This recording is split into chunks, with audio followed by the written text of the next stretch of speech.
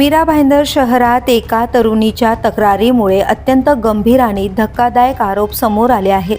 महापालिकेच्या महिला व बाल कल्याण समितीच्या सभापती अनिता पाटील यांच्या 2 भावांविरोधात लैंगिक अत्याचार आणि शारीरिक शोषणाचे आरोप करण्यात आले असून या प्रकरणामुळे शहरात मोठी खळबळ उडाली आहे.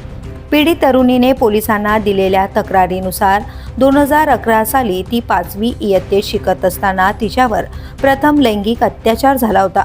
परिसरातील एका महापालिका शाळेत वॉचमन म्हणून कार्यरत असलेल्या दयाराम चव्हाण यांनी शाळेच्या शौचालयात नेऊन अत्याचार केल्याचा आरोप करण्यात आलाय. तसेच या घटनेची चित्रफीत तयार करण्यात आल्याचाही दावा तक्रारीत करण्यात आलाय. पीडितेच्या म्हणण्यानुसार ही चित्रफीत समाज माध्यमांवर प्रसारित करण्याची धमकी देत तिच्यावर दबाव टाकण्यात आला. याच धमकीच्या आधारे दयाराम चव्हाण यांचे भाऊ राजेश चव्हाण यांनीही अनेक वर्ष तिचे लैंगिक शोषण केल्याचा आरोप करण्यात आलाय. विरोध केल्यास पीडितेसह तिच्या आईला जीवे मारण्याच्या धमक्या दिल्या जात असल्याचंही तक्रारीत नमूद करण्यात आलंय. दयाराम चव्हाण यांचा काही महिन्यांपूर्वी मृत्यू झाला असला तरी राजेश चव्हाण यांच्याकडून सुरू असलेल्या कथित छळाला कंटाळून अखेर पोलिसात तक्रार दाखल करण्याचा निर्णय घेतल्याचं पीडितेने म्हटलंय.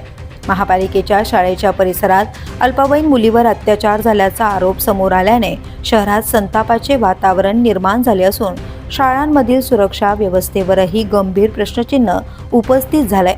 या संपूर्ण प्रकरणाचा तपास काश्मीरा पोलीस करत असून तक्रारीतील आरोपांची सत्यता तपासानंतर स्पष्ट होणार आहे.